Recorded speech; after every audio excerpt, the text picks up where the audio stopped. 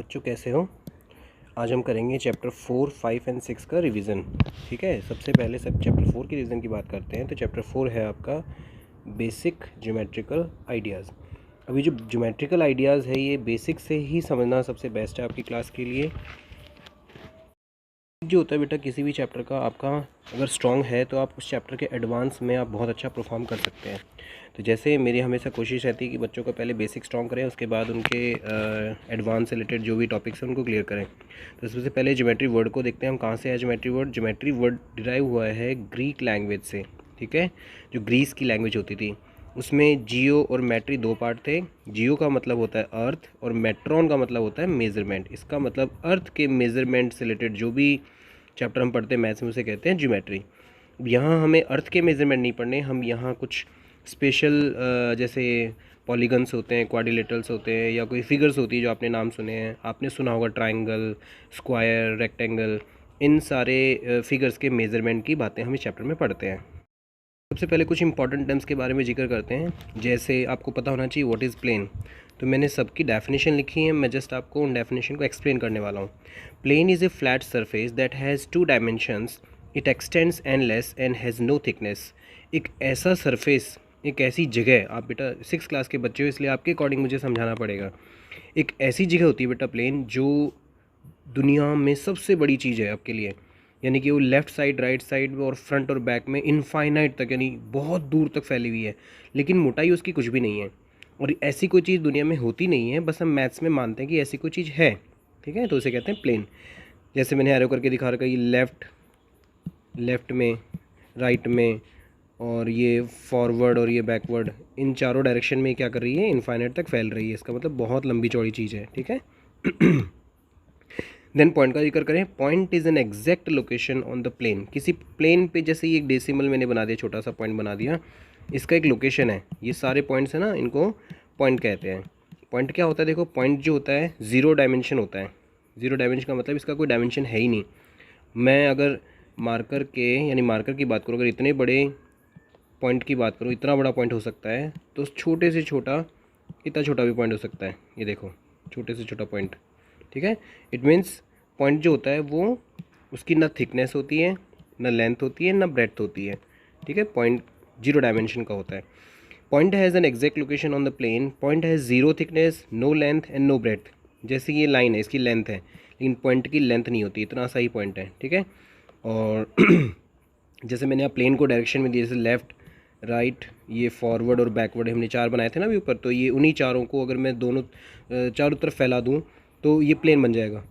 इसी प्लेन में ए, बी, सी, डी, ई नहीं है, ई, एफ और ओ, ये सारे क्या है, पॉइंट हैं। We call them points.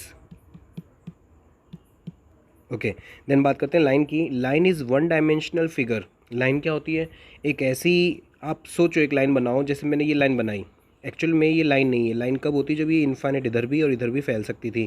तो जैसे इसमें एरो कर रखे हैं, ये वाला और ये वाला एरो, ये एरो क्या रिप्रेजेंट करता है कि लाइन दोनों तरफ फैल रही है, दोनों डायरेक्शन में फैलती है। तो लाइन की सिर्फ थिकनेस होती है, वो भी, सॉरी, लाइन की सिर्फ लेंथ होती है, वो भी इनफाइनाइट, और इसकी थिकनेस नहीं होती। लाइन कितनी पतली भी हो सकती है, कितनी मोटी भी हो सकती है। ठीक है। लाइन के कोई एंड पॉइंट नहीं होते, यानी लाइन इधर लेफ्ट में और राइट में दोनों साइड बढ़ती है, कभी इसका कोई एंड नहीं होता, इसलिए इसको कहते हैं नो एंड पॉइंट। ठीक है, line has no end point. फिर लाइन सेगमेंट। लाइन सेगमेंट उसी लाइन का एक पार्ट है जिसका फिक्स कोई मेजरमेंट होता है। जैसे 2 सेंटीमीटर की लाइन जो होती है उसे हम लाइन सेगमेंट कहेंगे। ठीक है, अगर 2 सेंटीमीटर की लाइन है, 5 सेंटीमीटर की लाइन है, तो वो होती है लाइन सेगमेंट, जिसको आपने फिक्स मेज़र करके बनाया है। लाइन के हमेशा 2 एंड पॉइंट होते हैं, एक तो ये ए जैसे और एक ये बी जैसे, तो 2 एंड हैं, एक तरफ स्टार्ट का और एक तरफ एंड का। फिर इंटरसेक्टिंग लाइंस क्या होती हैं, जब दो लाइनें आपस में मिलती हैं, जैसे ये क्रॉस बन रहा है। ठीक है, तो ऐसे लाइनों को कहते हैं इंटरसेक्टिंग लाइंस, किसी एक पॉइंट पे इंटरसेक्ट करती हैं, जैसे ये इस पॉइंट पे इंटरसेक्ट कर रही हैं। ठीक है, then when two lines intersect each other at a common point, they are intersecting lines, उसे कहते हैं इंटरसेक्टिंग लाइन। ठीक है, 2 lines can intersect at 1 point only, और दो लाइनें होती हैं वो किसी एक पॉइंट पे इंटरसेक्ट कर सकती हैं। फिर देखते हैं parallel lines. When two lines never meet each other are called parallel lines. जो दो लाइनें कभी आपस में मिल ही नहीं सकती, उन्हें क्या कहते हैं, पैरेलल लाइन।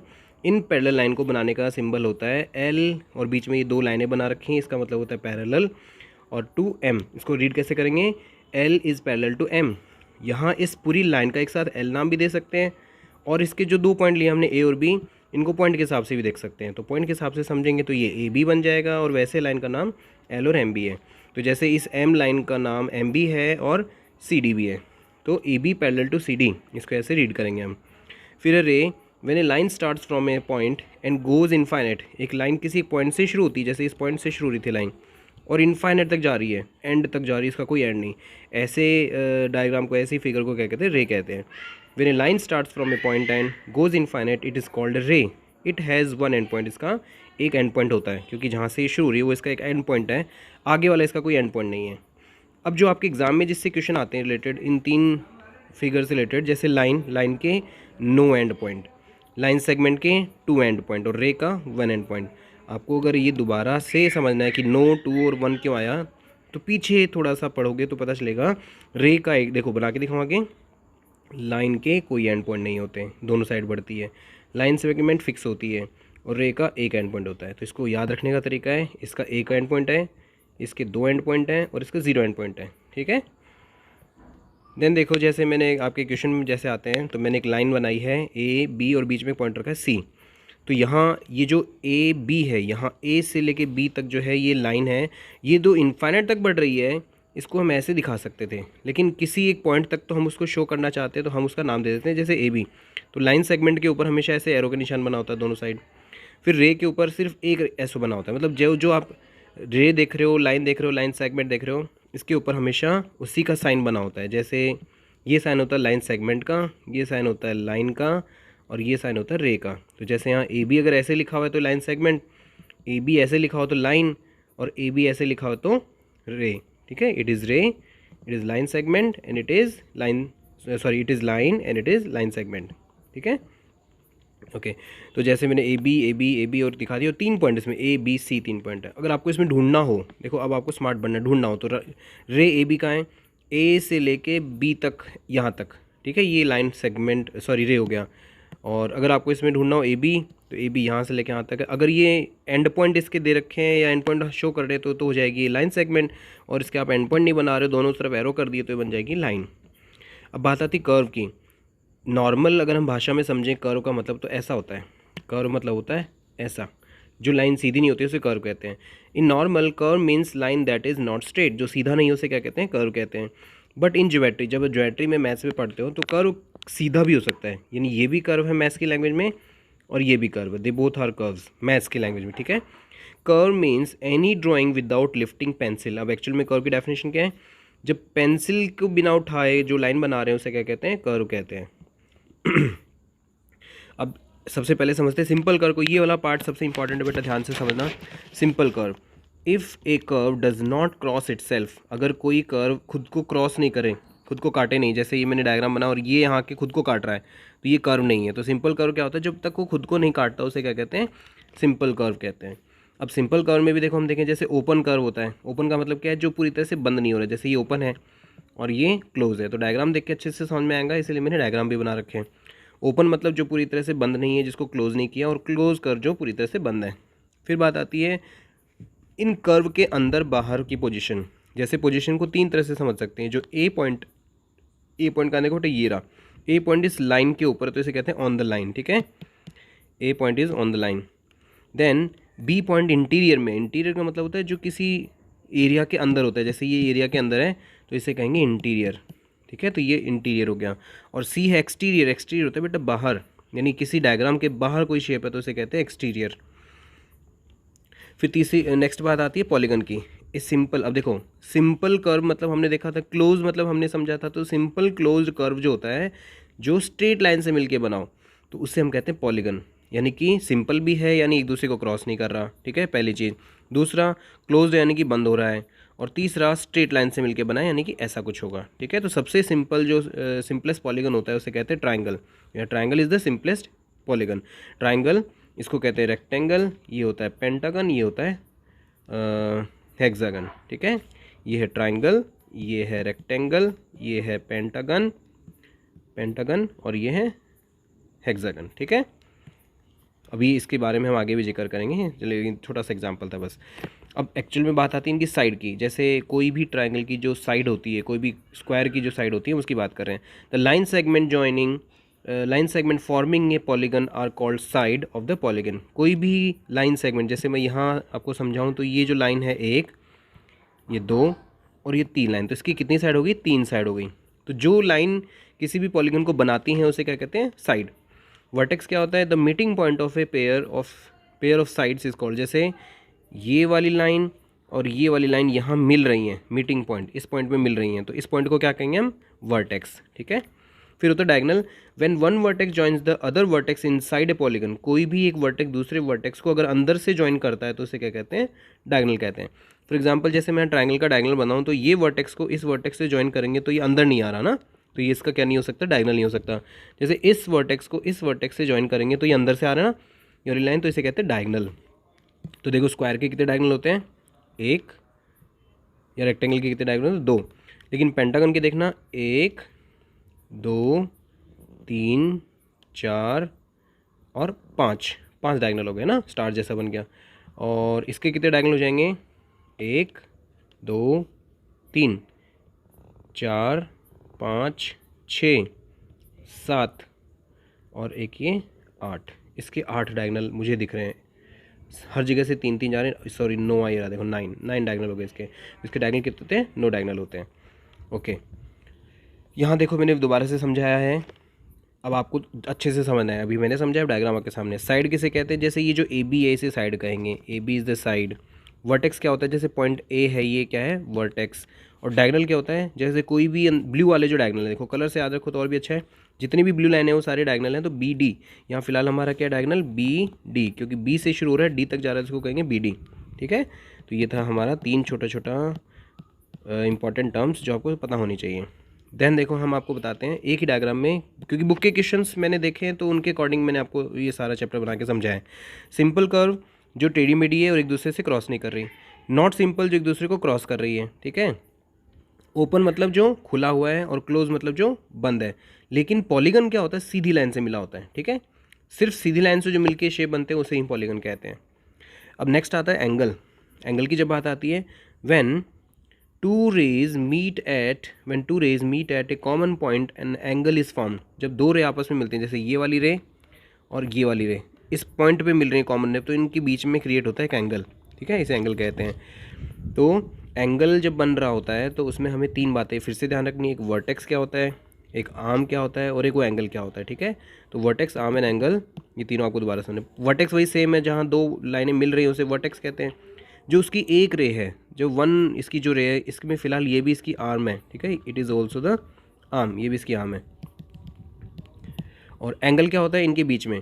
जैसे मैंने एग्जांपल दिया है, हम एंगल को तीन तरह से पढ़ सकते हैं। जैसे पहले angle A B C, A B C, ये क्या बन गया? Angle A B C. इसको यहाँ से भी पढ़ सकते हैं सी बी ए, इसको ऐसे भी पढ़ सकते हैं सी बी ए। और अकेला बी भी पढ़ सकते हैं, जब तक कि अकेला कोई यहाँ या आसपास से कोई दूसरा एंगल नहीं बन रहा। तो इसके 3 नाम हो गए। जैसे कई बार कई बच्चों के 2-2 3-3 नाम होते हैं, वैसे ही इस एंगल के भी 3 नाम होते हैं। हम थोड़ा और आगे देखेंगे एंगल के बारे में। ये था आपका chapter number 4। Chapter number 5, understanding elementary shapes. Elementary shapes का मतलब है जो स्टार्टिंग में आपने कभी शेप्स के बारे में कभी भी पढ़ा है, जैसे ट्राइंगल, पॉलीगन या स्क्वायर, रेक्टेंगल, पेंटागन, ऐसे करके कुछ भी आपने नाम पढ़ा है, वो सारे के सारे ना शेप्स होते हैं। तो एलिमेंट्री शेप का मतलब स्टार्टिंग की जो शेप्स होती हैं, जो आपको 6th क्लास में 5th क्लास में पढ़ाई जाती हैं, उनके बारे में उनको अच्छे से समझना है। We measure line segments with the help of, हम लाइन सेगमेंट को मेज़र करते हैं 3 तरह से। क्या तो हम रूलर या स्केल यूज़ करते हैं, या हम डिवाइडर लेते हैं, या हम एस्टिमेट करते हैं, लगभग आइडिया लगाते हैं। फॉर एग्जांपल जैसे ये एक लाइन है, तो मैं लगभग आइडिया लगाऊं तो ये 1 सेंटीमीटर है। एक्चुअल मेज़र करेंगे तो हमें रूलर की ज़रूरत पड़ेगी, और डिवाइडर से हम देख सकते हैं कि डिवाइडर से इस लाइन का एक्चुअल मेजरमेंट आ जाएगा। अभी आपको एक और बात मुझे समझानी है कि जब हम स्केल से, जिसको स्केल है नहीं रूलर कहते हैं, और जो डिवाइडर होता है, आपके ज्योमेट्री बॉक्स में देखो ये दोनों चीज़ आती हैं। ये होता है आपका रूलर और ये होता है आपका डिवाइडर। ठीक है। तो एक क्वेश्चन आता है, कभी कभी पूछा जाता है कि इन दोनों में कौन सा ज़्यादा अच्छा है लाइन को मेज़र करने के लिए। तो स्केल जो है उसका एक छोटा सा नुकसान होता है, और जो डिवाइडर है वो परफेक्ट है, डिवाइडर से हमेशा मेज़रमेंट सही आता है। अब आपको सबसे पहले तो मेज़र कैसे करते हैं, तो जैसे मैं यहाँ स्टार्ट कर रहा हूँ, ये जो मुझे मेज़रमेंट लेना है, ए पॉइंट का, तो मुझे ए पॉइंट को इस ज़ीरो पे रखना है। यहाँ ज़ीरो है, इस ज़ीरो पे रखेंगे इस पॉइंट को, जैसे मैंने यहाँ रख दिया, ये हमारा ज़ीरो है और लाइन पूरी आगे तक जा रही है मान लो 6 तक, ठीक है। तो ये कितने सेंटीमीटर की लाइन हो गई, 6 सेंटीमीटर की। अब जैसे मैंने इसमें नीचे भी थोड़ा समझाया है दोबारा से किसी और तरीके से, कि जैसे ये हमारा ज़ीरो वाला पॉइंट है, ये हमारा 1 वाला पॉइंट है, या लाइन कहते हैं इसको, यानी इस एरिया की बात हो रही है। इस एरिया को मैंने जूम कर दिया, इसके बीच में टोटल 10 पार्ट होते हैं, 1 2 3 4 5 6 7 8 9 एंड 10। ये जो 10 के 10 पार्ट हैं, इन 10 पार्ट को हम जब भी मेज़र करेंगे क्वेश्चन में, इनको हम कहेंगे मिलीमीटर। ये जो 0 से लेके 1 तक है ये तो है सेंटीमीटर, और जो बीच वाले हैं इन्हें हम कहते हैं मिलीमीटर। यानी कि ये जो यहाँ से लेके यहाँ तक, जैसे इसमें यहाँ से लेके यहाँ तक आ रहा है, तो ये एक छोटा सा लाइन जो स्केल में दिख रहा है, स्केल की छोटी वाली लाइन जो होता है, ये कितना मेजरमेंट है, 0.1, ठीक है, 0.1। तो फिर अगले वाला हो जाएगा 0.2, यानी यहाँ तक 0.1, 0.2, थोड़ा सा मोटा कर लूँ, रुको मैं, यहाँ से लेके यहाँ तक 0.1, फिर 0.2, फिर 0.3, एक मिनट रुको बेटा, थोड़ा सा गड़बड़ हो गया, यहाँ से सॉरी, 0.1, 0.2, 0.3, 0.4, 0.5, 0.6, 0.7, 0.8, 0.9 और 0.10 का मतलब 1 होता है, ठीक है। 0.10 नहीं बोलेंगे उसको, हम बोलेंगे 1, ठीक है, ओके। फिर देन देखें, अब यहाँ आपको एक चीज़ और समझनी है, ऑलवेज़ पोजिशन योर आइज़। अब देखो, जब मैं, जैसे मान लो ये स्केल है, ठीक है, और मेरी आंखें यहाँ हैं, इसको तो कहते हैं वर्टिकली हाइट पे है ये, ठीक है। जैसे लिखा है vertically above the mark, mark मतलब जहाँ आपका पॉइंट लिखा है। अगर मैं इसको टेढ़ा देखूंगा यहाँ से, या मैं इसको टेढ़ा देखूंगा यहाँ से, ठीक है, तो मुझे मेजरमेंट सही नहीं मिलेंगे। तो जब आप कभी स्केल को कभी भी मेज़र करें तो एकदम स्केल के ऊपर आके उसको देखना है, ठीक है। तो इसका एक छोटा सा एग्जांपल समझाता हूँ, देखो, because thickness of ruler gives wrong result. जितनी मोटी आपकी स्केल होती है, स्केल पे जैसे ही उसकी डिज़ाइन बनी होती है, वो डिज़ाइन के अकॉर्डिंग बेटा कभी कभी क्या रिजल्ट गलत आते हैं। इसको समझते हैं एक एग्जांपल से। जैसे देखो, यहाँ एक पेंसिल रखी ग्लास में, पानी के ग्लास में, आप अपने घर पे आप भी करके देखना। जब आप पेंसिल को आधे पानी के भरे हुए ग्लास में डालेंगे तो आपको लगेगा पेंसिल मुड़ी हुई टेढ़ी पेंसिल है, ठीक है, क्योंकि ये पानी और ग्लास की मोटाई की वजह से ऐसा होता है, ठीक है। ये आपको 10th क्लास में पढ़ने को मिलेगा। लेकिन क्योंकि चाहे 6th का बच्चा हो चाहे 10th का बच्चा हो, उसको ये तो पता होना चाहिए ना कि ऐसी गलती हो सकती है। तो आप ध्यान रखना, स्केल से जो मेज़र करते हैं वो हमेशा सही नहीं आते, डिवाइडर से करने से ज़्यादा सही आंसर आते हैं। फिर भी हम स्केल को ज़्यादा आसानी से यूज़ कर सकते हैं, इसलिए स्केल लेते हैं।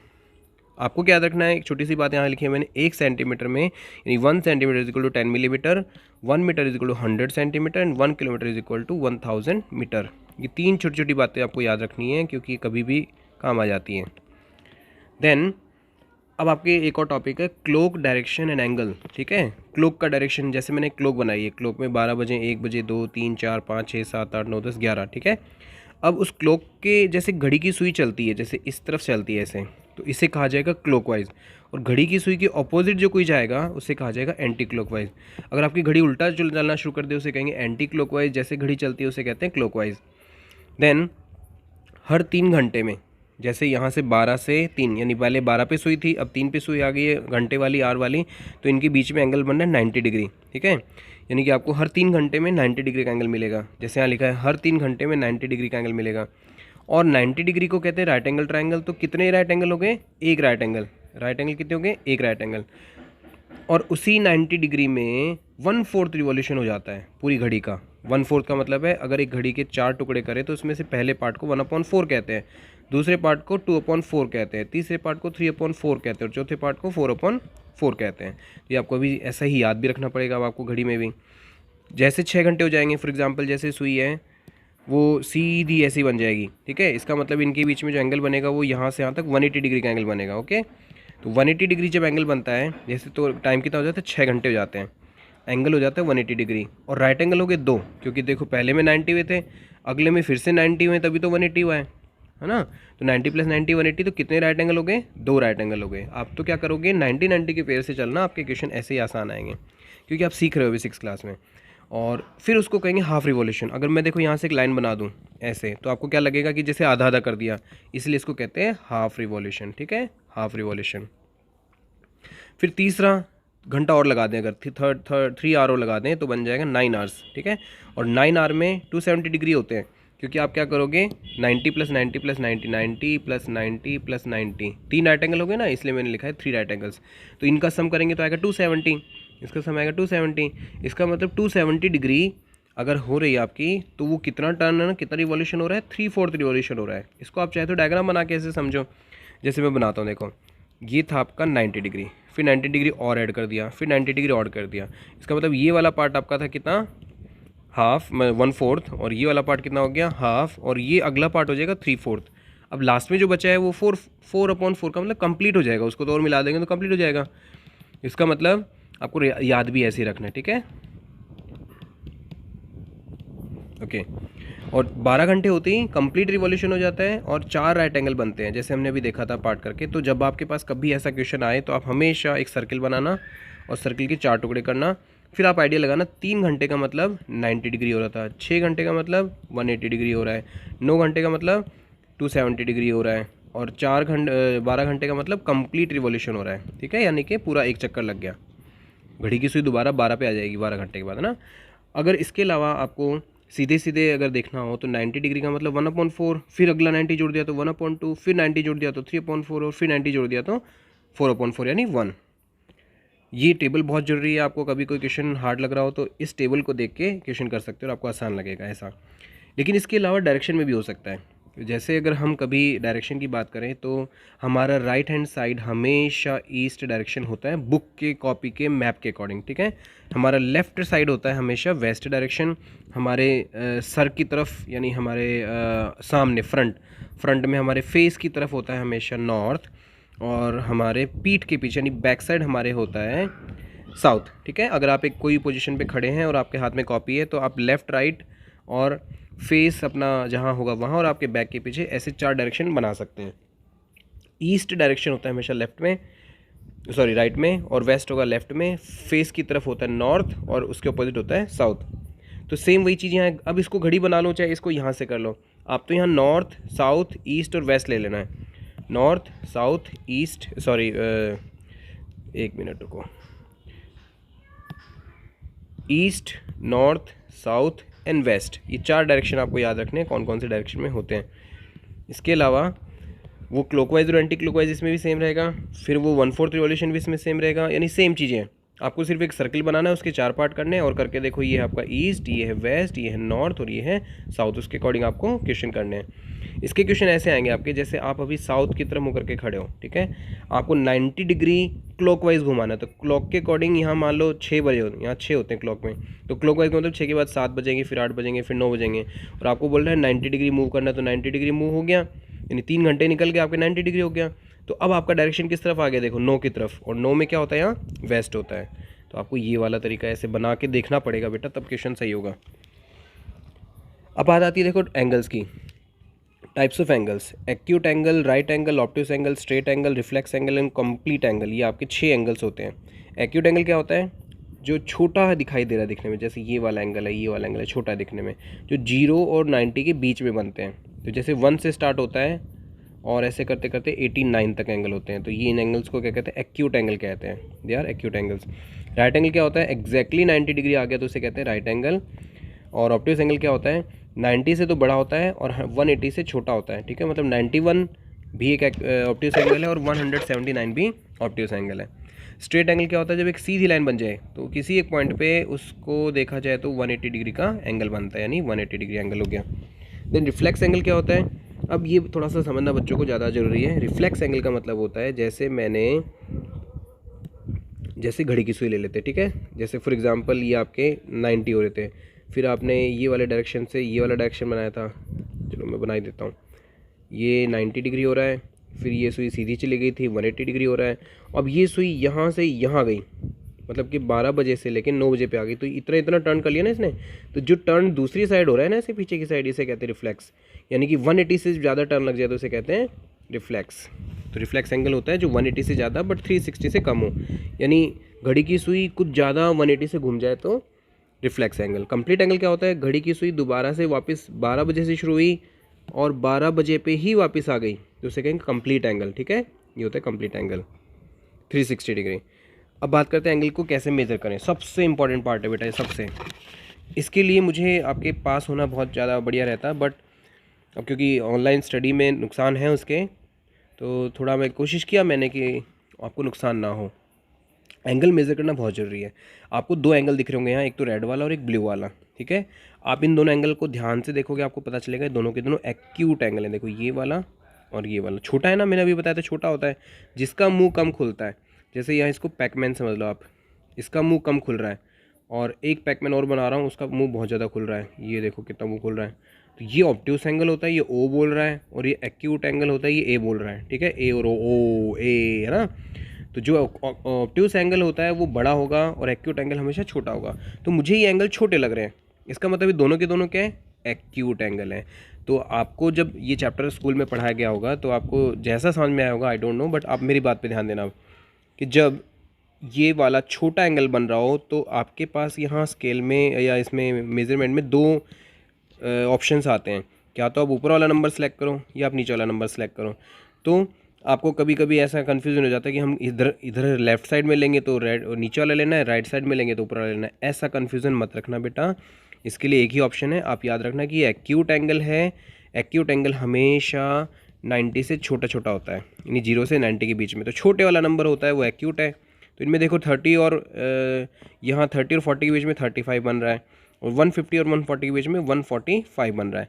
तो मुझे तो 35 छोटा लग रहा है, तो मतलब ये एंगल 35 डिग्री है। ओके, अब इस ब्लू वाले की बात करते हैं। देखो ब्लू वाले में क्या है, ब्लू वाले में भी सेम ही कंडीशन है, 140 पे भी आ रहा है, 40 पे भी आ रहा है। तो आपको इन दोनों में से कौन सा लेना है, आपको दोनों में से लेना है छोटे वाला, क्योंकि एक्यूट एंगल है तो एक्यूट एंगल हमेशा छोटा होता है। तो आप लोगे छोटा यानी 40 वाला, ठीक है। और इसके लिए कोई रूल फिक्स मत करना कि ऊपर नीचे करने से ऐसा आंसर आएगा। आप तो याद रखना छोटे एंगल के लिए हमेशा छोटा वाला लेंगे, बड़े एंगल के लिए बड़े वाला लेंगे। अब मैं आपको एक एंगल बड़ा एंगल बना के दिखाता हूँ। देखो इसी में ही फॉर एग्जांपल जैसे ये वाली लाइन है, ये और ये यहाँ आ रहा है, ठीक है। तो इस एंगल में आपको क्या लेना है, क्योंकि ये एंगल बड़ा हो गया है। अगर मैं इसको थोड़ा समझाऊँ आपको, ये वो पैकमैन बन गया है जो ऐसे बड़ा मुंह खोल रखा है जिसने, ठीक है। तो जो बड़ा बड़ा मुंह खोलता है उसका मतलब वो ऑब्ट्यूस एंगल है, और ऑब्ट्यूस एंगल हमेशा क्या लेना होता है, बड़े वाले लेना होता है। तो फॉर एग्जांपल यहाँ हमारे पास 140 और 40 दोनों आ रहे थे, तो बड़े वाला कौन सा है, 140। तो आप कौन सा लोगे, 140 लेंगे, ठीक है। ओके, जैसे मैंने इसको यहाँ समझाया भी दोबारा से आपको, एक्यूट एंगल, राइट एंगल और ऑब्ट्यूस एंगल। अब सबसे इंपॉर्टेंट यहाँ दोबारा से ये बात आती है, ये वाली जो लाइन है वो सबसे दोबारा से इंपॉर्टेंट है। अब इस डायग्राम में एक सीधी लाइन है ए डी बी एक सीधी लाइन है, सिर्फ फिर उस पर सी ओ एक लाइन आ रही है, और उसके साइड में एक ओ एक लाइन जा रही है, ठीक है। तो देखो आपको कैसे देखना है, जैसे ये तो एक सीधी लाइन है, इस पर एक लाइन यहाँ बन रही है और एक लाइन यहाँ बन रही है। तो ऐसा डायग्राम आपका आ रहा है। इस डायग्राम में आपको क्या करना है, सिर्फ एंगल ढूंढने हैं, just you have to find angles.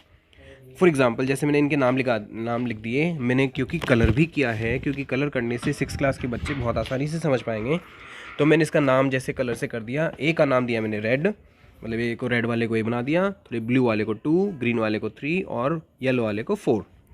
तो आपके सामने सबसे पहले रेड वाला एंगल ढूंढना है।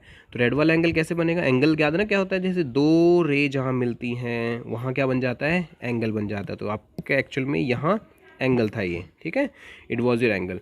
बट आपको उस एंगल का नाम देना भी सिखाया था मैंने, वो अब काम आएगा। देखो नाम आएगा काम। तो बी ओ ए, देखो बी ओ ए ये वाला रेड वाला है, तो मैंने यहाँ रेड से किया। देखो रेड में जो रेड से किए वो ये जी, बी ओ ए को ए ओ बी कह सकते हैं, ए ओ बी, ये भी क्या आपका एंगल, ठीक है। बताए थे आपको बी ओ ए और ए ओ बी, तो मैंने यहाँ इंडिकेट किया है ए ओ बी, ठीक है, जो कि रेड से दिखा है। अब अगर ए ओ सी एंगल की बारी आए, ए ओ सी एंगल बनाना मुझे, ठीक है। तो ए ओ सी कैसे बनेगा देखना, जैसे एंगल है पॉइंट ए, फिर ए से गए ओ की तरफ, ओ से जाएंगे सी की तरफ, तो ये क्या बन गया ए ओ सी, जिसमें दो एंगल शामिल हो रहे हैं, यानी कि रेड वाला एरिया भी आ रहा है, ब्लू वाला एरिया भी आ रहा है, मतलब बड़ा एंगल बन गया है। तो ए ओ सी में क्या आ जाएंगे, दोनों आ जाएंगे, ए ओ सी में दोनों आगे। ओके, फिर तीसरा लेते हैं ए ओ डी। अब देखो ए ओ डी कैसे बनेगा, ए ओ और डी, ए ओ डी। अब ए ओ डी में मुझे यहाँ एंगल 4 नज़र आ रहा है, ठीक है, एंगल 4 नज़र आ रहा है, ये वाला है एंगल 4। बट कोई स्मार्ट बच्चा ये भी कह सकता है सर देखो यहाँ भी एक एंगल बन रहा है, और ये एंगल एक्चुअल में रिफ्लेक्स एंगल है, ठीक है। अगर आप सोच पा रहे हो ऐसा तो यू कैन थिंक, बट हम यहाँ रिफ्लेक्स की बात नहीं कर रहे हैं, हम नॉर्मल एंगल की बात कर रहे हैं। तो ए ओ डी येलो वाला हो गया। फिर देखो एक बी ओ सी एंगल बन रहा है, बी ओ सी, बी वो बनाते हैं BOC यानी ब्लू वाला, ठीक है, BOC ब्लू वाला हो गया। और BOD की बात करेंगे तो BOD ये स्ट्रेट लाइन हो जाएगी, स्ट्रेट लाइन हो जाएगी। इसका मतलब ये ब्लू वाला और रेड वाला दोनों आ रहे हैं, ठीक है। तो ऐसे करके आप एंगल्स को मेज़र कर सकते हो, या आपके जो क्वेश्चन आए उसमें आप इनको समझ सकते हो। लास्ट देखो फिर एक COD बना है, COD ये ग्रीन वाला, ठीक है। तो ग्रीन वाला 3 है, मतलब मैंने इसको 3 से इंडिकेट कर दिया, 3 वाला है COD। तो ये था आपके क्वेश्चन को एंगल के फॉर्म में समझना। एंगल आपको दिए होंगे, आपको बनाना है, ठीक है, ऐसे, या आपको शो करना है, या आपको दिखाना है, आपको नाम लिखना है, ये सारी चीज़ें यहाँ से क्लियर होंगी बेटा। हम देखते हैं बेटा परपेंडिकुलर लाइंस क्या होती हैं। देखो परपेंडिकुलर का मतलब होता है कोई एक लाइन जो किसी दूसरी लाइन के ऊपर 90 डिग्री बनाए। फॉर एग्जांपल जैसे ये एक लाइन है और ये जो दूसरी लाइन इसके ऊपर अगर 90 डिग्री बना दे, यहाँ अगर 90 डिग्री बन रहा हो तो इसे क्या कहते हैं, परपेंडिकुलर लाइन्स। ये होती है perpendicular line. When two lines intersect at right angle then the lines are perpendicular. तो वो लाइनें आपस में क्या होती हैं, परपेंडिकुलर होती हैं, एक दूसरे को 90 डिग्री पे मिलाती हैं। तो CO is perpendicular on AB।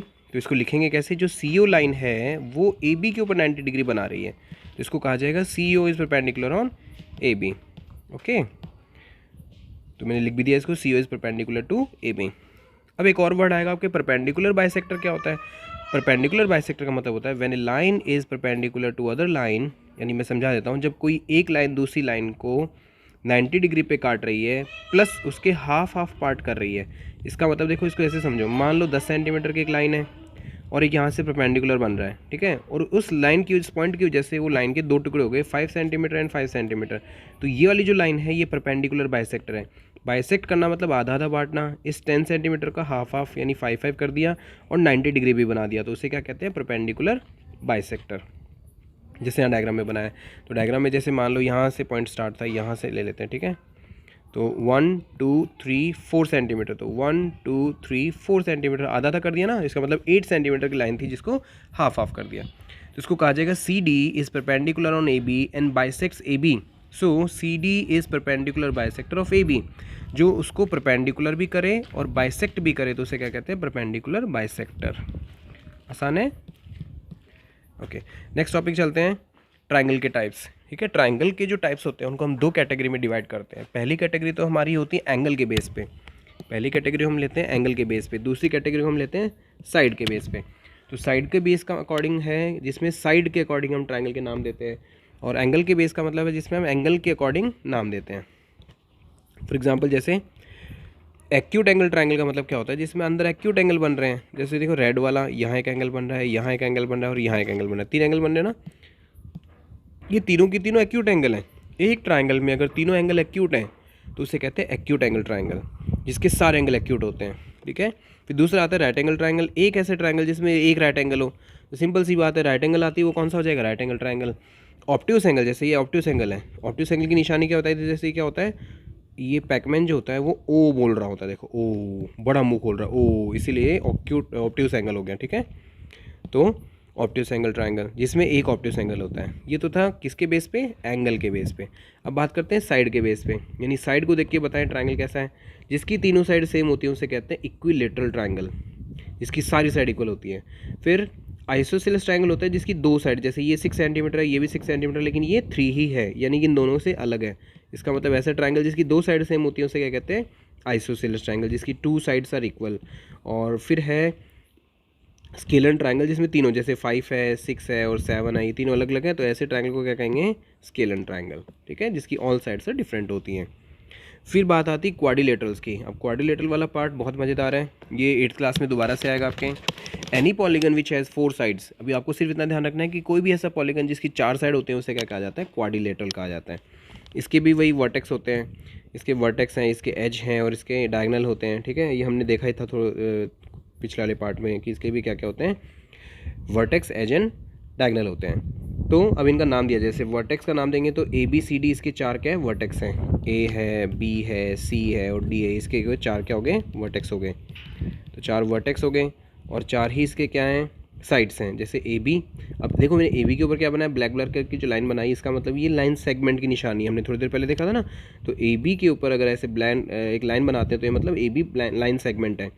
BC के ऊपर लाइन बना रहे हैं मतलब ये भी एक लाइन सेगमेंट है। CD के ऊपर लाइन बना रहे हैं, ये भी एक लाइन सेगमेंट है। ठीक है, तो ये सारे लाइन सेगमेंट। अब AC जो है, ये ए से लेके सी, एक वर्टेक्स से दूसरे वर्टेक्स को अंदर की तरफ जो लाइन ज्वाइन करती है उसे क्या कहते हैं, डायगोनल कहते हैं। तो ए सी भी एक डायगोनल हो गया और बी डी भी एक डायगोनल हो गया, इसका 2 डायगोनल हो गए, ठीक है। It has 2 diagonals.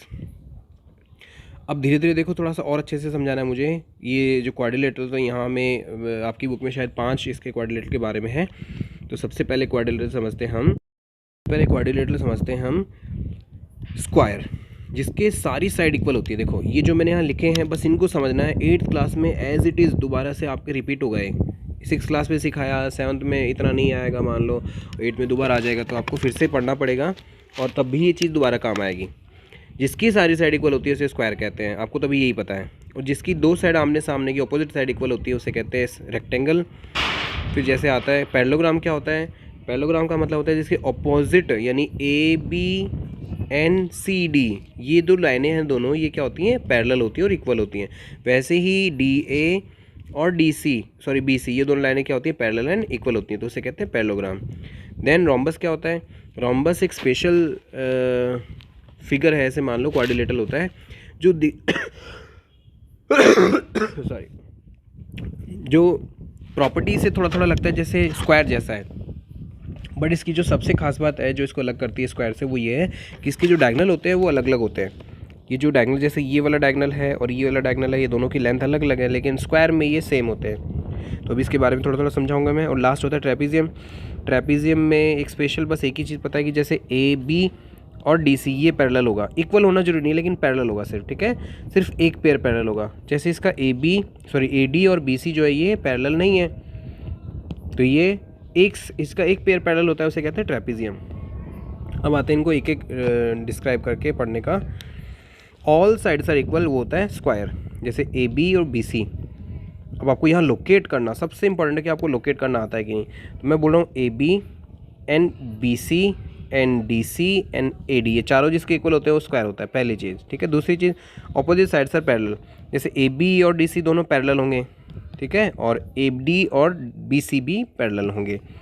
फिर ईच एंगल इज 90 डिग्री, ये 90 डिग्री है, ये 90 डिग्री है, ये भी 90 डिग्री है, ये भी 90 डिग्री है। इसके चारों एंगल 90 डिग्री के होते हैं, उसे क्या कहते हैं, स्क्वायर। लेकिन ऐसा नहीं कि सिर्फ एक चीज़ के अकॉर्डिंग, एक पॉइंट के अकॉर्डिंग हम कहते हैं कि स्क्वायर होगा।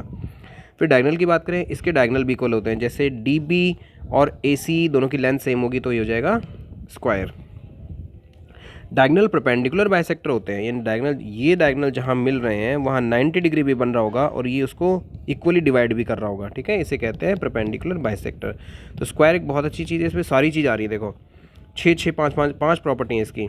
रेक्टेंगल की बात करें, इसके ऑपोजिट साइड्स इक्वल होती हैं, जैसे AB जो है वो DC के इक्वल होगा, ऑपोजिट है ना, और वैसे ही AD जो है वो BC के इक्वल होगा। लेकिन सब सेम हो ये जरूरी नहीं है, जब ये सेम हो जाएंगे सारे तो उसे तो हम स्क्वायर कहते हैं। ऑपोजिट साइड्स आर पैरेलल, क्योंकि ये वाली और ये वाली पैरेलल भी होंगी, ये वाली और ये वाली पैरेलल भी होंगी। देन बोल रहा है each angle is of 90 degree, ये भी 90, ये भी 90, ये भी 90 और ये भी 90, चारों 90 डिग्री होंगे, ओके। और फिर बोल रहे हैं हमें डायगोनल्स आर इक्वल, इसके डायगोनल इक्वल होते हैं। देखो ये वाला डायगोनल मान लो 10 सेंटीमीटर का है, तो ये वाला डायगोनल भी इसका 10 सेंटीमीटर का ही होगा। लेकिन डायगोनल्स बाइसेक्ट ईच अदर, एक दूसरे को बाइसेक्ट भी करेंगे। इस पॉइंट की वजह से, यानी यहाँ जो ये पॉइंट बनेगा, इस पॉइंट की वजह से ये 5 सेंटीमीटर और ये भी 5 सेंटीमीटर का हो जाएगा, ठीक है, 5-5 सेंटीमीटर के बन जाएंगे। बट आप एक ध्यान दो, देखो यहाँ 90 डिग्री नहीं बन रहा, ना यहाँ ना यहाँ ना यहाँ, तो ये मतलब ये 90 डिग्री नहीं बनाता, मतलब परपेंडिकुलर नहीं होता, ओके। फिर डायगोनल्स बाइसेक्ट करते हैं पता है, लेकिन परपेंडिकुलर नहीं होते हैं। पैरेललोग्राम की बात करें तो पैरेललोग्राम में जो AB है वो DC के पैरेलल भी होता है और इक्वल भी होता है, वैसे ही जो AD है वो BC के पैरेलल भी होता है और इक्वल भी होता है, इसे कहते हैं पैरेललोग्राम। फिर ऑपोजिट एंगल जो होते हैं इक्वल होते हैं। फॉर एग्जांपल इसका ये वाला एंगल और इस एंगल के इक्वल होगा, ऑपोजिट का मतलब, और ये वाला एंगल इस वाले एंगल के ऑपोजिट होगा, इक्वल। ऑपोजिट साइड पैरेलल और इक्वल होती है, आपको बता ही दिया। देन और प्रॉपर्टी देखें इसकी।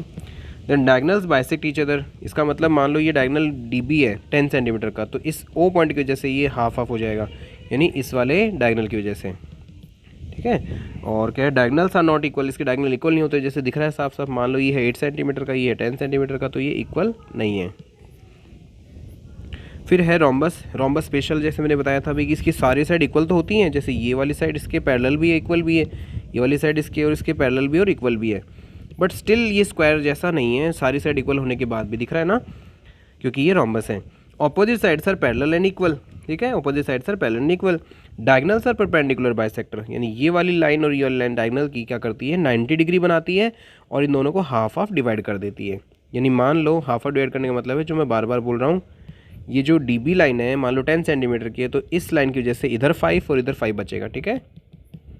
ओके, फिर डायगोनल्स बाइसेक्ट ईच अदर, एक दूसरे को बाइसेक्ट करते हैं, परपेंडिकुलर होते हैं, मतलब परपेंडिकुलर बाइसेक्टर होते हैं। फिर trapezium, only one pair of opposite sides is parallel, सिर्फ एक पेयर जो होता है वो पैरेलल होता है। फॉर एग्जांपल जैसे इसमें है A B parallel to D C, लेकिन ये जो दूसरी लाइनें बची हैं ए डी और डी बी बी सी, ये पैरेलल नहीं है। अब पैरेलल क्यों नहीं है इसको मैं समझाता हूँ। जैसे मान लो ये लाइन आगे बढ़ेगी ऐसे और ये वाली लाइन ऐसे आगे बढ़ेगी, तो ये दोनों इंटरसेक्ट कर जाएंगी, एक जगह मिल जाएंगी, इसका मतलब ये लाइन पैरेलल नहीं है। ओके, ठीक है। इसकी एक ही प्रॉपर्टी लिखी हमने। अब जो टेबल मैंने बनाई है बहुत इंपॉर्टेंट है, ये एग्ज़ाम के लिए नहीं, समझने के लिए। एग्ज़ाम में ऐसे कोई टेबल नहीं आती। क्या है देखो, हम सबसे पहले बात करते हैं पैरेललोग्राम की। तो पैरेललोग्राम के बाद मैंने हेडिंग लिखी ऑपोजिट साइड्स पैरेलल होती हैं या इक्वल होती हैं, फिर ऑल साइड इक्वल होती हैं, ऑपोजिट साइड इसकी इक्वल होती हैं, और डायगोनल्स इक्वल होते हैं या परपेंडिकुलर होते हैं। तो सारी डिटेल यहाँ दी है, इसी डिटेल के अकॉर्डिंग आपको यहाँ समझना है कि क्या बोल रहे हैं। तो सबसे पहले देखो, एक पैरेललोग्राम का मतलब क्या है, जिसके ऑपोजिट साइड पैरेलल भी हों इक्वल भी हों, ठीक है। और साइड सारी इक्वल नहीं होती पैरेललोग्राम की, कोई जरूरी नहीं है। जिसकी सारी साइड इक्वल हो जाएंगी वो क्या तो स्क्वायर होगा या रोम्बस होगा, दो ही कंडीशन में साइड इक्वल होती हैं सारी। ऑपोजिट एंगल इक्वल होते हैं इसके, डायगोनल्स इक्वल नहीं होते और परपेंडिकुलर भी नहीं होते। ओके, फिर बात करते हैं रेक्टेंगल की। तो रेक्टेंगल की खास बात क्या है, उसकी ऑपोजिट साइड पैरेलल भी होती है इक्वल भी होती है, सारी साइड इक्वल नहीं होती, ऑपोजिट एंगल इक्वल होते हैं, डायगोनल्स इक्वल होते हैं लेकिन परपेंडिकुलर नहीं होते रेक्टेंगल के, ठीक है। फिर आता है स्क्वायर। स्क्वायर की ऑपोजिट साइड पैरेलल भी होती हैं इक्वल भी होती हैं और सारी साइड इक्वल होती हैं और ऑपोजिट एंगल इक्वल होते हैं, डायगोनल्स इक्वल होते हैं और परपेंडिकुलर भी होते हैं। यानी सिर्फ एक ऐसा शेप अब हमारे पास अभी तक है जिसमें सारी चीज़ सही हो रही हैं, यानी ऑपोजिट साइड पैरेलल भी हैं इक्वल भी हैं, सारी साइड इक्वल भी हैं, ऑपोजिट एंगल भी इक्वल है, डायगोनल भी इक्वल है, परपेंडिकुलर भी हैं। स्क्वायर देखो कितना स्पेशल है, ठीक है। उसके बाद हम बात करते हैं रोम्बस की। बस रोम्बस में क्या फ़र्क है, ये रोम्बस जो होता है उसमें एक चीज़ की कमी है, ये वाली, कि उसके डायगोनल इक्वल नहीं होते। जैसे हमने डायग्राम में देखा था, डायगोनल इक्वल हो जाते अगर तो वो तो स्क्वायर बन जाता। फिर लास्ट बचा ट्रेपीजियम। ट्रेपीजियम में सिर्फ एक ही होता है, क्या होता है, एक पेयर पैरेलल, एक पेयर पैरेलल होता है बस, बाकी कोई इसमें कोई खास बात उसकी उसमें शामिल नहीं है। साइड उसकी इक्वल नहीं होंगी, ऑपोजिट एंगल इक्वल नहीं होंगे, डायगोनल इक्वल नहीं होंगे, डायगोनल परपेंडिकुलर नहीं होंगे। तो ये सारे डायग्राम मैंने मतलब सारे पॉइंट इसलिए क्रॉस कर दिए क्योंकि होते ही नहीं है। इस टेबल को ध्यान से देखना समझना, और इसी से आपके बहुत सारे क्वेश्चन, आप सच में इस टेबल से बहुत सारे क्वेश्चन कर सकते हो अगर आपको ये समझ में आ गया अच्छे से तो। फिर बात करते हैं एक और नाम की, रेगुलर पॉलीगन क्या होता है। एक रेगुलर पॉलीगन का मतलब होता है any polygon which has all sides equal, जिसकी सारी साइड इक्वल होती हैं उसे क्या कहते हैं, रेगुलर पॉलीगन। जैसे एक स्क्वायर, स्क्वायर की सारी साइड इक्वल होती है ना, तो एक रेगुलर पॉलीगन है। जैसे अभी थोड़ी देर पहले आया था इक्विलेटरल ट्राइंगल, जिसमें तीनों साइड इक्वल होती है, उसे क्या कहते हैं, इक्विलेटरल ट्राइंगल। फिर अगर एक ट्राइंगल और स्क्वायर के बाद अगर कोई डायग्राम बचता है जिसकी सारी साइड इक्वल है, जैसे ये वाला, तो ये क्या बन जाएगा, पेंटागन। तो पेंटागन की सारी साइड इक्वल होगी तो ये बन जाएगा रेगुलर पेंटागन, क्योंकि ट्राइंगल जिसकी तीनों साइड इक्वल है उसका नाम होता है इक्विलेटरल ट्राइंगल। क्वाड्रिलेटरल जिसकी चारों साइड इक्वल है उसे कहते हैं स्क्वायर, है ना। और एक पेंटागन क्या होता है, जिसकी सारी साइड इक्वल होती है उसे कहते हैं रेगुलर पेंटागन, ठीक है। ओके, फिर देखो मैं यहाँ एक छोटा सा कॉलम और बनाया है, number of side. Same 8th class में फिर से आएगा, मैं बोल रहा हूँ। नंबर ऑफ साइड जिसकी 3 साइड होती हैं उसे कहते हैं ट्राइंगल, उसका डायग्राम ये रहा, कितनी सिंपल चीज़ है। जिसकी 4 साइड होती हैं उसे कहते हैं क्वाड्रिलेटरल, उसका डायग्राम ये रहा। जिसकी 5 साइड होती हैं उसे कहते हैं पेंटागन, उसका डायग्राम ये रहा। जिसकी 6 साइड होती हैं उसे कहते हैं हेक्सागन, उसका डायग्राम ये रहा। अब देखो 7 वाला मैंने छोड़ दिया, बुक में नहीं था। 7 वाले को कहते हैं, बेहतर 7 वाले के 2 नाम हैं, क्या तो उसको कहते हैं हेप्टागन, HEPTA, मैं लिख देता हूँ। 7 वाले को क्या तो कहते हैं, अरे 7 वाले को कहते हैं क्या तो हेप्टागन, क्या तो हेप्टागन या सेप्टागन, सेप्टागन, ठीक है। इसके 2 नाम होते हैं, हेप्टागन या सेप्टागन, इसके 2 नाम हैं। आपकी बुक में नहीं था, मैंने नहीं बनाया इसीलिए, ओके। उसके बाद आ गया हमारा 8 साइड वाला, जिसको कहते हैं ऑक्टागन। ठीक है, 8 साइड वाले को क्या कहते हैं? ऑक्टागन। 8 साइड वाले को कहेंगे हम ऑक्टागन। 8 साइड वाले को कहेंगे ऑक्टागन। उसका डायग्राम ये रहा। अब देखो ऑक्टागन क्यों कहा है? क्योंकि इसकी कितनी साइड होती है? 8 साइड होती है। गिने, जैसे देखो 1 2 3 4 5 6 7 8। इसमें कितनी साइड थी? 6।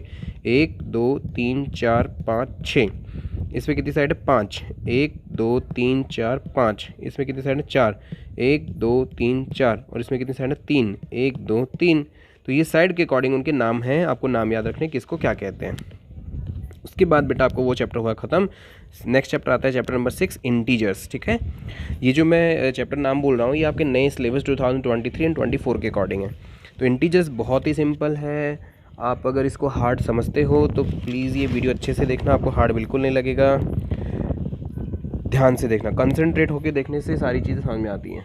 तो आपको सबसे पहले ध्यान देना, अपने कंसंट्रेशन पे ध्यान देना। आपको समझ में आए तब आएगा जब आप समझने की कोशिश करोगे। जैसे मैंने एक लाइन बनाई है, उस लाइन पे मैंने कुछ नंबर लिखे हैं। मैंने यहाँ राइट साइड में लिखा है 9, फिर 8 7 6 5 4 3 2 1 0। अब 0 के पहले मैंने लिखा है -1 -2 -3 -4 -5 -6 -7। और फिर मैंने देखो दोनों साइड साइन बनाए। जैसे इधर ये जो सिंबल है ये इनफाइनाइट का सिंबल है, इधर ये सिंबल है ये भी इनफाइनाइट का सिंबल है। ये नेगेटिव इनफाइनाइट तक जाता है। ठीक है, इसका मतलब माइनस के इनफाइनाइट नंबर्स तक, और ये पॉजिटिव के इनफाइनाइट तक जाता है।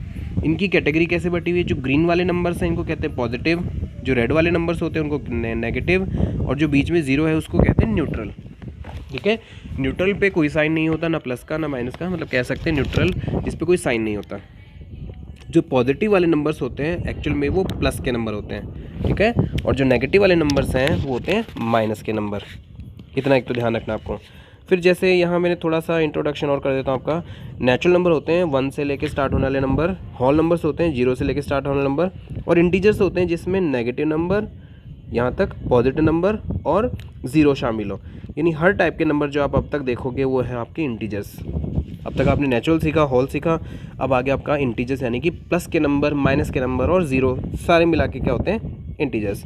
इंटीजर्स की ज़रूरत क्यों पड़ी? इंटीजर्स की ज़रूरत पड़ी क्योंकि आप में से ही आज से 2-2,500 साल पहले कोई स्टूडेंट था, आप जैसा कोई स्टूडेंट था, जिसने अपने टीचर को सोचने पे मजबूर कर दिया कि क्या ऐसा नंबर भी हो सकता है। तो तब जाके किसी और अच्छे टीचर ने एक इन्वेंशन किया ज़ीरो का। ज़ीरो के इन्वेंशन के लिए हमारे इंडिया के आर्यभट्ट का नाम आता है। तो क्यों ज़रूरत पड़ी देखो ज़रा। 5 - 1, उनको माइनस करना आता है, उन्होंने माइनस किया सिंपल सा। 5 - 1 क्या होता है? 4। उसके बाद 5 - 2 क्या होता है? 3। 5 - 3 क्या होता है? 2। 5 - 4 क्या होता है? 1। अब किसी ने ये पूछ लिया कि 5 - 5 क्या होता है? उसे कहते हैं 0, क्योंकि ये भी हम जानते हैं। फिर अगर 5 में से 5 माइनस करें 0 आता है, तो 5 में से 6 माइनस करने पे क्या आएगा? तो 5 में से 6 माइनस करेंगे। तो उस टाइम के टीचर्स को ये बताना नहीं आया था, जब सबसे पहली बार किसी बच्चे ने क्वेश्चन पूछा था 5 - 6 क्या होता है। तो टीचर ने सोचा कि इस चीज़ का आंसर बच्चे को देना भी ज़रूरी है, तो उन्होंने अपने से बड़े जो मैथमेटिशियन है उनसे पूछा, या उनसे हेल्प ली, या उन्होंने अपना खुद दिमाग लगाया। तो इसकी रिक्वायरमेंट हुई, उस ज़माने के टीचर्स में इसकी रिक्वायरमेंट हुई कि ना ऐसा नंबर हो सकता है। तो उन्होंने ऐसे नंबर्स को नेगेटिव नंबर नाम देना शुरू कर दिया। जब आप काउंटिंग का एक पूरा चैप्टर पढ़ोगे तो आपको और अच्छे से समझ में आएगा कि धीरे धीरे जैसे जैसे नंबर की ज़रूरत पड़ती गई तब नए नए नंबर बनते गए।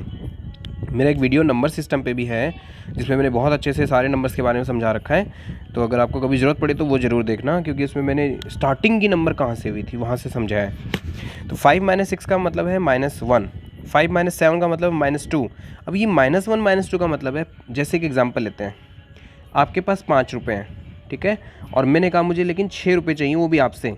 तो आप क्या करोगे? 5 रुपये तो आपके पास है ही, 1 रुपया आप किसी से, फ्रेंड से, मम्मी से, पापा से, किसी से लेके आओगे और मुझे दोगे, ठीक है। तो यानी कि आपके पास 1 रुपया कम पड़ रहा था, उस कम को ही कहेंगे -1, ठीक है। जो आपके पास कम पड़ रहा है उसे -1 कह सकते हो आप। जैसे मैंने मांग लिया आपसे 7 रुपये, तो आपके पास कितने रुपये कम पड़ गए? 2, तो आप कहोगे -2, ठीक है। मैंने जैसे मांग लिए, मैंने आपसे मांग ली 10, तो आपके पास कितने पड़ गए कम? 5, तो कहेंगे -5। तो ये तो है माइनस का इंट्रोडक्शन की माइनस क्या होता है, यानी किसी चीज़ के नेगेटिव को दिखाने के लिए, कम दिखाने के लिए क्या नंबर लगाते हैं? नेगेटिव नंबर लगाते हैं। अब मैं अभी जो आपको समझाने वाला हूँ इसमें आपका बहुत बड़ा पार्ट चैप्टर का समझ में आएगा आपको कभी किसी नंबर को, जैसे मैंने क्वेश्चन लिखा है 4 + 2 6, 4 + 2 को नंबर लाइन पे आपको क्या करना है? ऐड करके दिखाना है। तो सबसे पहले आप 4 को लोकेट करो, 4 का है आपका यहाँ, जैसे 4 में 2 ऐड करेंगे तो ऐड करने का मतलब आगे की तरफ बढ़ता है, ऐसे आगे की तरफ बढ़ेगा, ये बढ़ गया आगे की तरफ, तो ये नंबर कहाँ गया 6 पे, इसको कहेंगे 4 + 2 = 6, यानी कि आंसर आ गया 6। ठीक है, बट मैं आपके सारे क्वेश्चंस को नंबर लाइन पे ही बना के दिखाऊंगा। यहाँ लिखा है -6 + 5, तो -6 का मतलब ये रहा -6, ये रहा, इसमें +5 करना है, इसका मतलब 1 2 3 4 5, आप किस पे आ गए, -1 पे आ गए, -1 चले कहाँ थे, -5 से। प्लस करने का हमेशा मतलब होता है राइट साइड में बढ़ो, माइनस करने का हमेशा मतलब होता है लेफ्ट साइड में चलो। ठीक है, ये बातें याद रखना। तो मेरे -5 प्लस -6 पे था ना, -6 + 5 का आंसर क्या आता है, -1 आता है। ठीक है, ये हो गए हमारे 2 क्वेश्चन नंबर लाइन के। अब आते हैं हमारे तीसरे क्वेश्चन पे, इसका आंसर है -1। ओके, -3 एक नंबर है यहाँ, -3 ये रहा, -3। अब इसमें -4 लिखा है, -3 -4 का मतलब है 4 पीछे जाना है, 1 2 3 4, कहाँ गया है, -7 पे, -7। तो आपका आंसर कैसे है, -3 -4 का आंसर है -7। ठीक है, ये सारे एग्जाम्पल मैं आप ही के लिए कर रहा हूँ, क्योंकि ये सारे एग्जाम्पल समझने के बाद आपको समझ में आएगा एडिशन सब्ट्रैक्शन। ठीक है, ओके, क्योंकि अभी मैं नंबर लाइन पे कर रहा हूँ, उसके बाद मैं आपको बिना नंबर लाइन के समझाऊंगा। 7 - 10 का मतलब क्या है, जैसे यहाँ एक नंबर है 7, ये रहा 7 में से 10 माइनस करो, 1 2 3 4 5 6 7, यहाँ आया, ये तो आया 7, 0 आ गया, उसमें से अभी और बचा है 3, 1 2 3, ये नंबर कहाँ आता है, -3 पे आता है। इसका मतलब 7 - 10 का मतलब होता है -3। ठीक है, तो ये छोटे छोटे कैलकुलेशन है आपके नंबर लाइन पे, जो कि आपके क्वेश्चन हैं, आपको करके देखने हैं उनको। तो मैंने आपको 4 एग्जांपल समझा दिया, आई थिंक 4 से थोड़ा समझ में आया होगा। फिर बात करते हैं इसी टॉपिक में जो आपने कभी फर्स्ट चैप्टर में, सेकंड चैप्टर में पढ़ा था, सक्सेसर एंड प्रेडिसेसर। तो मैं जस्ट आपसे एक क्वेश्चन पूछना चाहूँगा। सक्सेसर का मतलब होता है प्लस आगे करना। सक्सेसर जब भी करो आप बेटा +1 करके देखना उस नंबर में। फॉर एग्जांपल आपको बोला है 1099 का सक्सेसर क्या होता है, तो आप तुक्का मत लगाना, 1099 में 1 प्लस करके देख लेना, क्योंकि तुक्के लगाने से बेटा छोटे बच्चों के आंसर गलत हो जाते हैं। आप इतने बड़े भी नहीं हुए अभी, 6 क्लास के बच्चे सीखते हैं। तो 9 + 1 10 का 0 कैरी 1, 9 + 1 10 का 0 कैरी 1, 0 + 1 1 और 1 का 1, तो क्या आंसर आ गया 1100। जल्दी में बच्चे गलतियाँ कर देते हैं, तो +1 करोगे तो कभी गलती नहीं होगी। सक्सेसर और प्रेडिसेसर होता है -1। अब आपको इसको समझाऊं तो एक नंबर आगे को कहते हैं सक्सेसर और एक नंबर पीछे को कहते हैं प्रेडिसेसर। फॉर एग्जांपल 3 से एक आगे क्या होता है 4, 10 से एक आगे क्या होता है 11, 0 से आगे क्या होता है 1। अब आपको यहाँ समझना है -3 से एक ज़्यादा क्या होता है। -3 से एक ज़्यादा का मतलब मैंने समझाया +1, तो आप आओ नंबर लाइन पे। -3 में +1 करेंगे तो क्या आएगा -2, तो इसका आंसर आएगा -2। ठीक है, -10 से एक आगे आना है, -10 मान लो सॉरी -9 होता है यहाँ और -10 होता है यहाँ, तो -10 से एक आगे की तरफ आना मतलब -9, तो आपका आंसर क्या आ गया -9। तो -10 से एक आगे क्या होता है -9।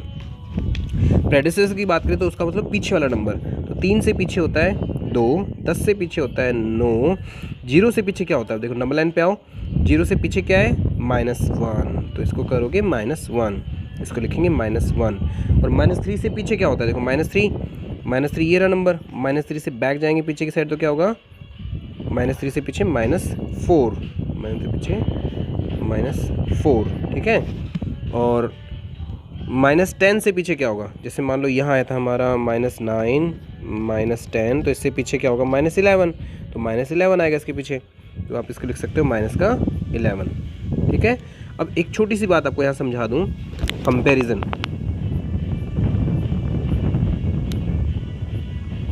ठीक है, comparison of negative and positive number. Negative number हमेशा पॉजिटिव नंबर से छोटा होता है, यानी कि हमेशा पॉजिटिव नंबर बढ़ाएगा। जब दोनों के दोनों नेगेटिव नंबर आ रहे हैं, तो उस टाइम आपको क्या ध्यान रखना है, जो नंबर दिखने में बड़ा होगा, लार्ज इन अपीयरेंस,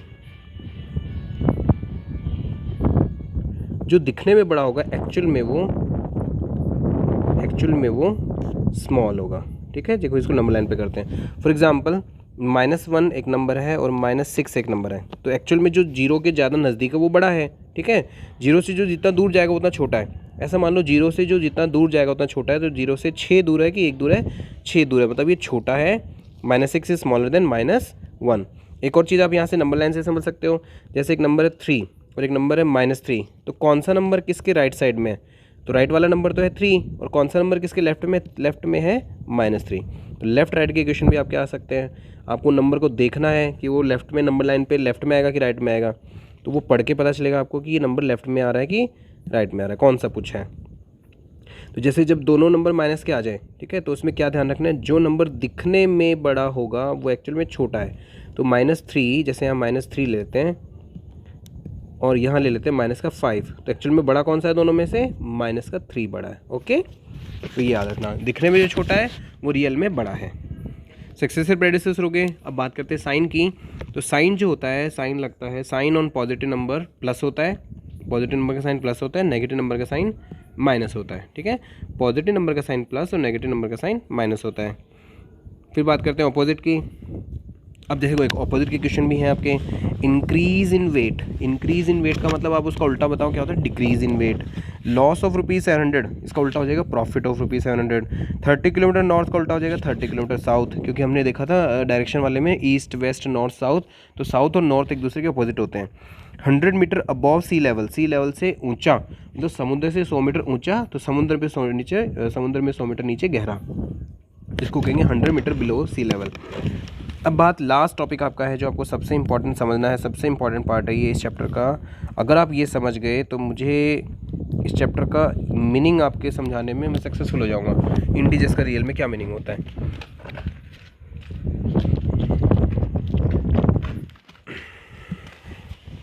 सबसे पहले देखते हैं, मैंने एक नंबर लिखा है, इस बार मैं नंबर लाइन यूज़ नहीं करूँगा, ठीक है, मैं आपको रूल समझाऊंगा।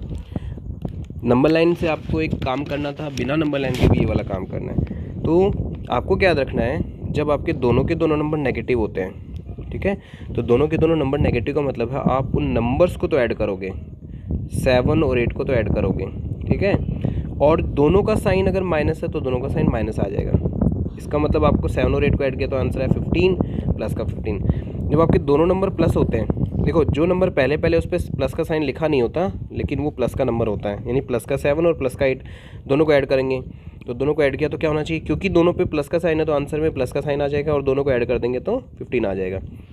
अब बात आती है यहाँ एक प्लस और एक माइनस की। जब एक नंबर प्लस का और एक नंबर माइनस का आता है तो हमेशा माइनस करना है। 8 में से 7 माइनस कर दो तो क्या आएगा? 1। तो इसका आंसर तो 1 आएगा, लेकिन साइन और लगाना है। तो यानी अब से आपको कभी जब भी ऐसा क्वेश्चन करो तो 2 बात ध्यान रखनी है, एक तो साइन और एक आपका आंसर, एक तो साइन और एक आपका आंसर, ये 2 चीज़ ध्यान रखनी है। तो जैसे 7 और 8 क्या हो गया, माइनस करने पे 1, और जो डिजिट बड़ी है उसका साइन लगेगा 1 प्लस 1 माइनस में। जैसे 8 बड़ा है तो इसका आंसर प्लस का 8 आएगा। और जैसे नीचे वाले में एक प्लस का नंबर है, देखो ये, और एक माइनस का नंबर है, तो 1 प्लस 1 माइनस आती है, हमेशा माइनस करना है। तो 8 में से 7 माइनस किया तो आंसर है 1, लेकिन डिजिट बड़ी किसकी है? 8 की डिजिट बड़ी है, तो इसमें माइनस का आएगा साइन, माइनस का 1। यानी आपके पास आज के बाद इंटीजर्स का चैप्टर पढ़ने के बाद आपको पता चलेगा कि आपका एक तो आंसर होता है और एक आपका साइन लगता है, एक आंसर होता है एक साइन लगता है, एक आंसर होता है एक साइन लगता है, और एक आंसर होता है एक साइन लगता है। ये जो चीज़ें मैंने अभी बताई हैं ये बहुत काम की हैं, दोबारा से समझ लेना, वीडियो को दोबारा समझ लेना। इसके बाद इस क्वेश्चन में कभी कभी आपको ऐसे ब्रैकेट के क्वेश्चन भी मिलेंगे।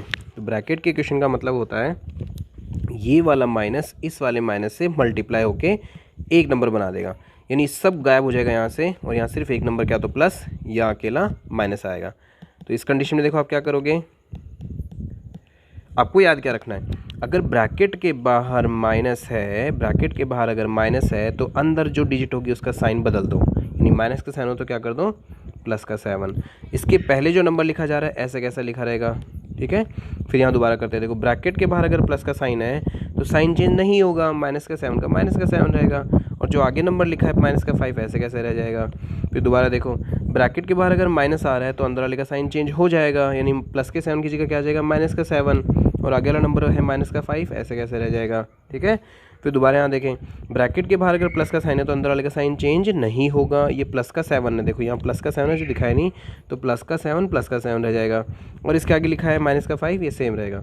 यानी इतनी देर में आपने ये समझा कि ये वाले नंबर में कोई चेंज नहीं आया, देखो माइनस का 5 माइनस का 5 माइनस का 5 और माइनस का 5 सेम था, सेम है, लेकिन आगे वाले में इधर वाले में क्या बदलाव आ रहा है? इसमें चेंज आ रहा है, जो नंबर ब्रैकेट के बाहर साइन जिसका माइनस आ रहा है, जैसे एक तो इसमें माइनस आया और एक इसमें माइनस आया, इसमें माइनस आया तो ये साइन माइनस का क्या बन गया प्लस, इसमें भी माइनस आया तो ये साइन प्लस का क्या बन गया माइनस। ये दो छोटे छोटे बदलाव करना सीखोगे तो ये चैप्टर आपको बहुत आसान लगेगा। ठीक है, ओके। तो मैंने अब देखो पार्ट अभी हमारा पूरा नहीं हुआ, हमें इसका आंसर भी निकालना है। आंसर कैसे निकलेगा, अभी जो हमने 4 ऊपर क्वेश्चन किए थे जिसमें टेक्निक लगाई थी वही सेम टेक्निक लगेगी, क्योंकि मैंने बोला था इसको ध्यान से समझना है, मैं दोबारा बताने वाला हूँ। एक नंबर प्लस और एक नंबर माइनस आ जाए तो हमेशा माइनस करते हैं, तो 7 में से 5 माइनस किया तो 2 आंसर आया। ठीक है, लेकिन अब से याद रखना कि आंसर के अलावा साइन भी देखना होता है, क्योंकि प्लस की डिजिट बड़ी है इसलिए यहाँ प्लस का 2 आएगा। फिर देखो जब दोनों माइनस होते हैं या दोनों प्लस होते हैं, ऐसी कंडीशन या तो दोनों माइनस होंगे या दोनों प्लस होंगे, इसमें दोनों माइनस आ रहे हैं तो ये माइनस का और माइनस का नंबर ऐड हो जाएंगे, तो ये बन जाएगा 5 + 7 12, और दोनों में जो साइन आ रहा है वो साइन लग जाएगा माइनस का साइन। ठीक है, यहाँ भी सेम वही हो रहा है, देखो एक दोनों के दोनों क्या हैं माइनस के हैं तो साइन तो माइनस आ जाएगा, अगर दोनों प्लस होते तो प्लस का साइन आ जाता, और दोनों को ऐड कर देंगे तो 5 + 7 होता है 12। अगले में देखो 1 + 1 माइनस आ रहा है, और 1 + 1 माइनस आया तो हमेशा करना है माइनस, तो 7 में से 5 माइनस किया तो आंसर आएगा 2, और जो डिजिट बड़ी है 7 उसका साइन आ जाएगा प्लस। ठीक है, अब लास्ट आपका पार्ट एक और बार समझा देता हूँ फाइनली, इस पर ध्यान से समझना अगर समझ में नहीं आया। ब्रैकेट के बाहर अगर साइन माइनस है तो अंदर वाले का साइन चेंज कर दो, मतलब कि प्लस का 7 हो गया। पहले सबके साइन बदल देते हैं, ब्रैकेट के बाहर प्लस का साइन है तो अंदर वाले का साइन चेंज नहीं होगा, मतलब माइनस का साइन। ब्रैकेट के बाहर माइनस है तो अंदर वाले का साइन चेंज होगा, यानी माइनस का 7, और ब्रैकेट के बाहर अगर प्लस का साइन है तो इसका साइन चेंज नहीं होगा, मतलब प्लस माइनस का 7 ही रहेगा। देखो साइन कहाँ बदला, यहाँ बदल गया, यहाँ बदल गया, यहाँ नहीं बदला और यहाँ नहीं बदला, प्लस में नहीं बदला और माइनस में बदल गया, ये याद रखना है। ठीक है, ओके। तो मैंने साइन लगा दी, पहले वाले नंबर में कोई छेड़छाड़ नहीं करनी, ये भी प्लस ये भी प्लस ये भी प्लस और ये भी प्लस, ऐसे ही रहेगा। अब इक्वल टू में आंसर निकालते हैं, देखो इक्वल टू में आंसर निकालते हैं, क्या आंसर है 5 + 7, दोनों के दोनों प्लस होते हैं तो प्लस करना है, यानी 12, और साइन भी दोनों का कॉमन यानी प्लस आ गया। एक प्लस और एक माइनस आ रहा है, क्योंकि पहले वाले नंबर पे साइन नहीं लगा, इसका मतलब ये प्लस के ही नंबर हैं। 1 + 1 माइनस आ जाए तो हमेशा क्या करते हैं माइनस करते हैं, तो 7 में से 5 माइनस करेंगे क्या आंसर आएगा 2, और जो दोनों में बड़ा डिजिट है उस पर क्या साइन है माइनस का, तो देखो 7 बड़ा है तो माइनस का साइन, तो माइनस का 2। फिर वही सेम कंडीशन, 1 + 1 माइनस आ जाए तो माइनस करना है, और जो बड़ी डिजिट है उस पर साइन किया माइनस का तो माइनस का लगाना है। दोनों में क्या वही सेम चीज़ है, 1 + 1 माइनस आ रहा है तो हमेशा माइनस करना है, और जो दोनों में बड़ा डिजिट उस पर साइन लगेगा वो माइनस लगा दिया। इसका मतलब इंटीजर्स को करने का तरीका आपको आ गया, अगर आप ऐसे कर रहे हो तो आप एकदम सही कर रहे हो। ठीक है, ये था आपका टोटल 3 चैप्टर का एक साथ रिवीजन, और फिर नेक्स्ट 3 चैप्टर के लिए फिर रेडी रहना।